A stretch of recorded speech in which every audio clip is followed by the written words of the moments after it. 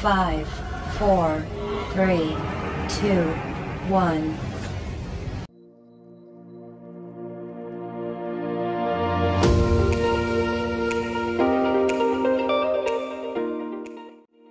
Assalamualaikum warahmatullahi wabarakatuh. Perkenalkan, kami dari kelompok 4B ingin menampilkan project short movie mengenai komunikasi efektif sebagai perawat.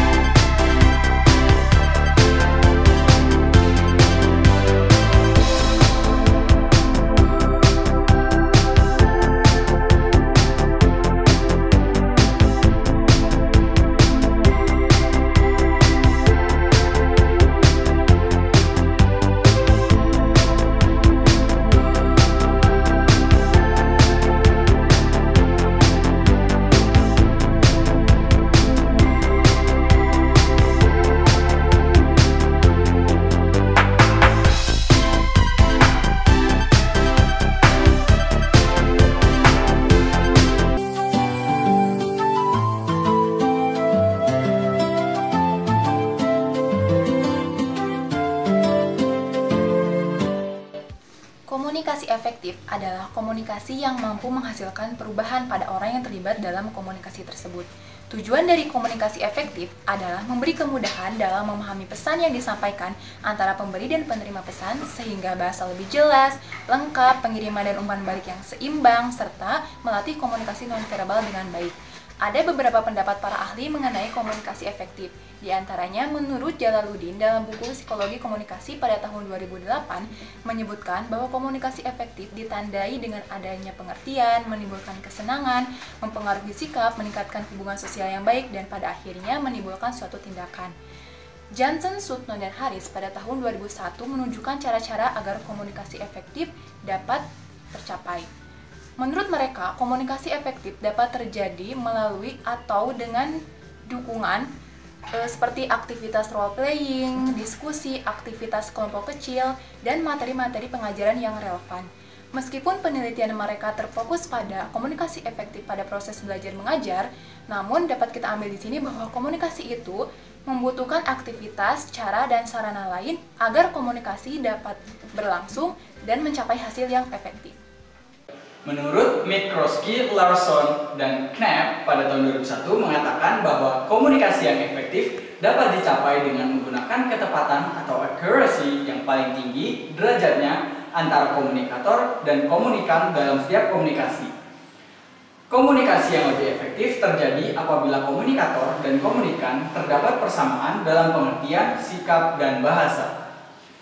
Sementara itu, hal-hal yang perlu diperhatikan ketika kita melakukan komunikasi efektif adalah menguasai prinsip dasar komunikasi efektif itu. Nah, apa itu prinsip dasarnya? Yang pertama adalah keterbukaan, yang kedua respect atau peduli, yang ketiga adalah empati, yang keempat rendah hati, yang kelima adalah care, yang keenam adalah audible, dan yang ketujuh adalah clarity.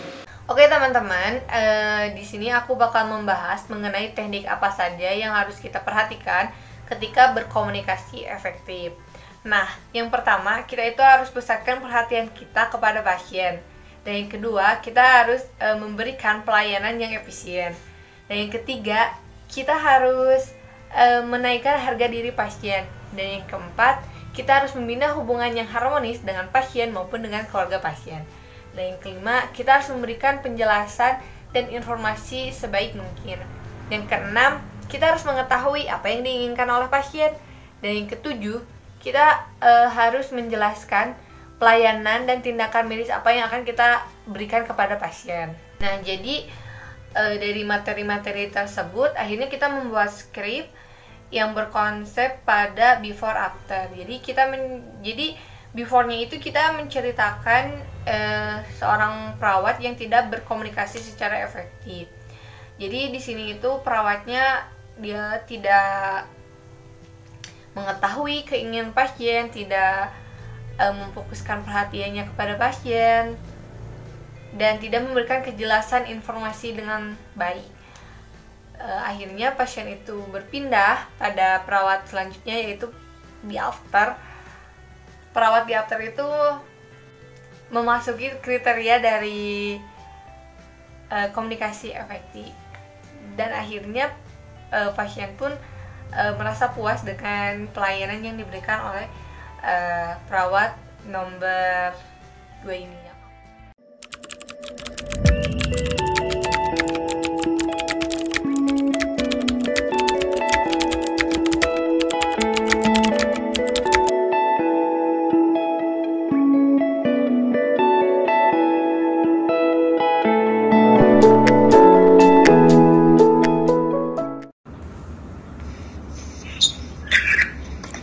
Halo, selamat siang.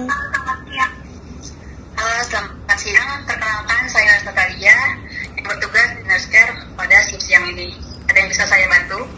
Iya, Nurse. Jadi gini, sudah 2 hari saya demam. Badan saya lemas, tenggorokan juga kering. Saya takut ini gejala COVID, Nurse. Baik, Bu. Sebelumnya Ibu atas nama apa ya? Atas nama Farisa. Oke, Bu. Mengenai Tuhan yang Ibu katakan, demamnya berapa derajat ya, Bu? Dari kemarin 38 derajat, Nurse. Tapi kadang turun, terus nanti naik lagi.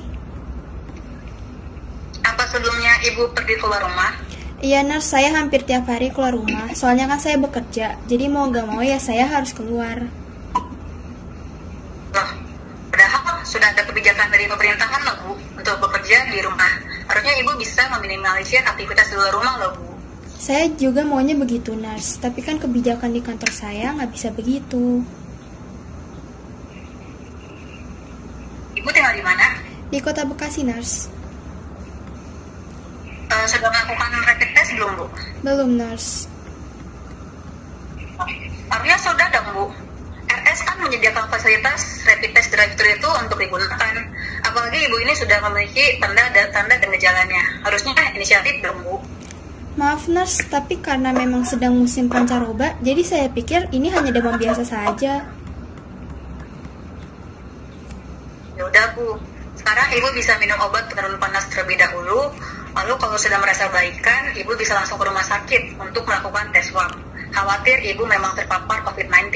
Lalu Ibu jangan lupa untuk berjemur di bawah sinar matahari langsung ya, Bu. Oh, jadi baiknya saya minum obat penurun panas terlebih dahulu ya, Nurse. Nanti setelahnya baru ke rumah sakit. Ya tidak hanya itu saja, Bu. Coba cari lagi info di internet tentang bagaimana langkah-langkah karantina mandiri COVID. Kan tadi sudah saya jelaskan salah satu contohnya, yaitu berjemur di bawah sinar matahari langsung. Ya kan saya menelpon Nurse ingin mendapatkan informasi yang akurat. Soalnya kalau di internet bisa saja salah. Jadi sebaiknya saya saat ini di rumah saja terlebih dahulu sambil menunggu panas reda dan memakan obat penurun panas. Begitu, Nurse. Pasti Ibu tidak mengerti yang sudah saya jelaskan tadi. Saya hanya ingin mengonfirmasi saja. Takutnya ada informasi yang tidak saya tangkap dengan benar. Jadi langkah apa yang harus saya lakukan? Jadi Ibu harus langsung ke RS sekarang juga. Loh, tadi kata Nurse di awal nunggu panas turun terlebih dahulu, baru ke RS. Jadi yang benar bagaimana, Nurse? Sesuai dengan yang sudah saya jelaskan tadi ya, Bu. Ibu langsung ke RS. Apa tidak ada penanganan lain selain harus ke rumah sakit? Saya maunya karantina mandiri saja di rumah. Loh, gak bisa dong, Bu. Ibu tetap harus ke rumah sakit untuk melakukan tes biar bisa mengetahui apakah Ibu positif corona atau tidak. Kalau nyatanya memang positif kan ibu bisa jadi dapat perawatan yang intensif. Iya, tapi kan belum tentu saya positif COVID kan, nurse. Seharusnya nurse bisa memberikan saya edukasi, bukan malah menyindirkan saya begini. Ya udah, maaf ya Bu. Saya sebagai perawat hanya bisa memberikan saran agar ibu bisa cepat tertangani. Kalau ibu tidak mampu, ya sudah. Ya udah deh, nurse. Makasih sarannya. Wassalamualaikum.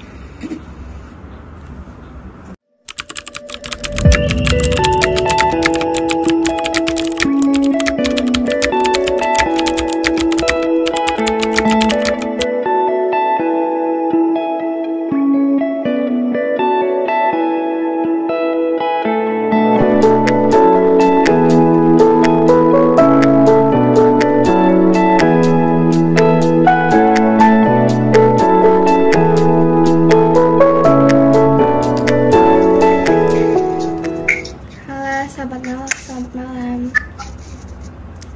Halo, selamat malam Ibu. Perkenalkan, saya Nurse Azalia dari Nurse Care yang bertugas pada shift malam kali ini. Sebelumnya Ibu bisa sebutkan nama Ibu terlebih dahulu? Nama saya Farisa, nurse.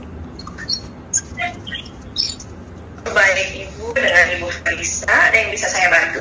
Iya, nurse. Jadi gini, sudah 2 hari ini badan saya lemas, tenggorokan saya juga kering.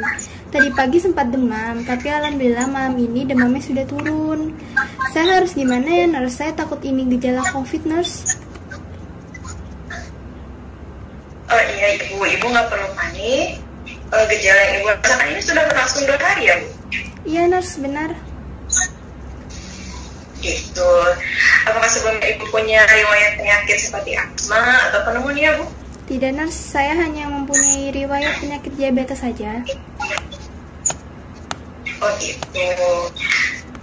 Saran dari saya Bu, Ibu bisa melakukan karantina mandiri di rumah untuk meminimalisir penyebaran virus COVID ya Bu ya. Sebelumnya, Ibu juga harus memperhatikan asupan makan Ibu. Dan saya sarankan untuk mengkonsumsi vitamin, buah-buahan, sayuran untuk memperkuat daya tahan tubuh. Oh iya Bu, karena Ibu memiliki riwayat penyakit diabetes, sebaiknya Ibu menghindari makanan yang mengandung gula, garam, lemak dalam jumlah yang tinggi, karena kalau tidak terkontrol bisa berdampak pada penurunan daya tahan tubuh. Kita tahu sendiri kan ya Bu, bahwa imunitas kita saat ini adalah satu-satunya tameng yang kita miliki untuk melawan COVID-19. Oh, baik, nurse. Selanjutnya ada hal-hal lain yang harus saya lakukan? Oh iya Bu, nanti setiap pukul 9 pagi Ibu bisa berjemur di luar. Tidak perlu terlalu lama, cukup sekitar 15 menit. Hal ini bertujuan untuk memperoleh vitamin D secara alami dan sinar UV. Dan ini merupakan langkah preventif bagi kita Bu untuk meningkatkan imunitas tubuh, karena dengan berjemur sel darah putih yang ada dalam tubuh kita mengalami peningkatan, sehingga dengan sendirinya mampu mengatasi penyakit dan mencegah infeksi. Oleh Ibu jangan lupa meminum air putih secara rutin ketika berjemur. Baik, nurse. Jadi saya tidak perlu ke rumah sakit ya ini ya?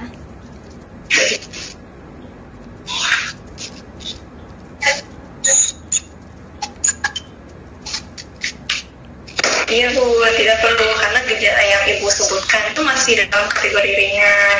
Ibu belum perlu ke rumah sakit, cukup karantina mandiri di rumah dengan melakukan tips yang saya sebutkan tadi.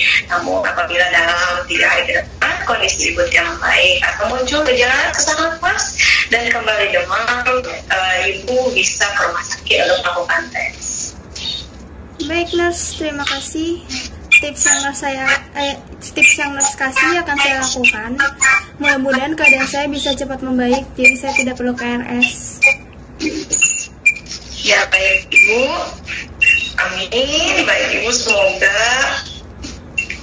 Ibu cepat membaik. Sebelumnya apakah ada yang ingin ditanyakan atau dikonsultasikan Ibu? Sudah cukup, nurse. Pertanyaan saya sudah terjawab semua. Oke baik Ibu, teleponnya nanti saya tutup. Semoga keadaan Ibu cepat membaik. Apabila nanti ada keluhan, Ibu bisa menghubungi Nurse Care kembali. Terima kasih sebelumnya Ibu. Baik, nurse. Terima kasih.